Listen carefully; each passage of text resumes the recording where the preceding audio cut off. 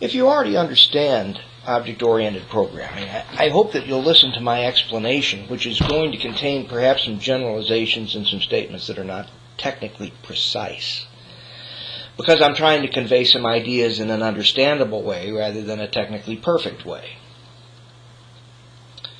But what I want to talk about here is about how computers use memory and data types. Now, we all know that computers contain little pieces of something or other. At one time it was iron core, now it's little transistors that can be in different states, ones and zeros. And that if we take those ones and zeros and takes little manageable clumps of them, we typically call those bytes. Now, those bytes can represent either instructions to the computer for an operation to perform, or that same memory could be used to represent data. And the data that it can hold can be of different types.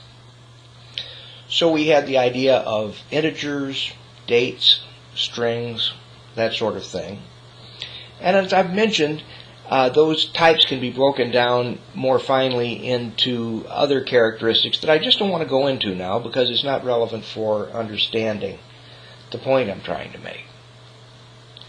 But if I was to give you the ones and zeros that were in a certain part of memory and say, this is data, what do these ones and zeros mean? Well, you'd look at it, even if you were a computer person, and you would say, I don't know. You have to tell me what type of data these ones and zeros represent.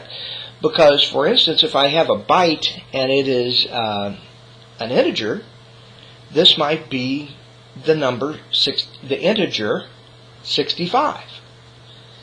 But if you tell me it's a character, I know it's a capital A. So how we interpret the ones and zeros depends upon the type of data that the ones and zeros are intended to represent. So when I allocate a space in memory in a computer to put some data, typically we have to say, okay, I'm setting out this place of memory, and in it the ones and zeros are going to be interpreted according to a certain type. So that if I put a date value in there, and we have agreed upon how date values are going to be stored in ones and zeros, then when you go back to interpret that, you're going to interpret it based on those rules, and not the rules for some other type, which would say that it was a string, or it was an integer, or something like that. So data in computers has types. Data have types, whatever. And in order to interpret what the ones and zeros of data are, you have to know what the type is, and presumably that's stored someplace in the computer too.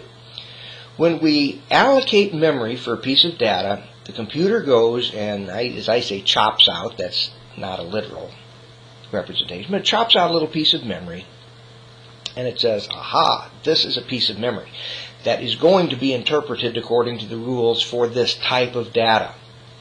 Now, the computer internally keeps track of the memory location, what byte it is. The memory will be, strictly speaking, addressed from 0 to some limit of the number of bytes that it has. And this address is going to be an offset from 0. So if we start at 0 and go to this address, we'll find this memory location, and in it is stored, an integer, or a string, or a date, or a double, or something like that. Now, the other aspect of having the type is that not only do we know how to interpret the ones and zeros that are in that space, but we know what operations can be performed on it. For instance, if I have this memory location that's some number, and we know that there's an integer there, I can say, okay, I can try to say 2 times the integer that's in there, perform an operation on it, and either store the result again in that memory location or some other location. So because I know the type, I know what type of operation is valid for that type of data. If I have declared that something is going to be a character, that same 65, I now say, oh no, that's not an integer, that's a character.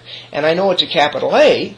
In most languages, under most of our understanding of types, we don't say that it makes sense to say 2 times A, because that type of data does not support that type of operation.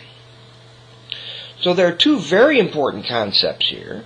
One is that once we declare what type of data we have in a memory location in computers, we know how to interpret the ones and zeros to tell what the type translates into in our language. And we also know what operations are valid for that type of data. Now, I said that the memory location was an offset from 0 in memory. And of course, if we had to deal with that number all the time, it would be very difficult, because numbers just are not easy to remember and deal with. So what we very often do, in most languages we do is we give it a name, a variable name. And so we say this variable is count. And where we say count in our programming language, the computer translates that into this memory address. Now, I realize there's things such as virtual memory and all that kind of stuff. Don't want to go there. So we have a memory address that has a mnemonic human name. And when we refer to it, we're referring to a memory location. And the name and the memory location has associated with it a type. And the type tells how to interpret the ones and zeros and what type of operations can be performed. Because we know what type it is. Those two things go together, hand in hand.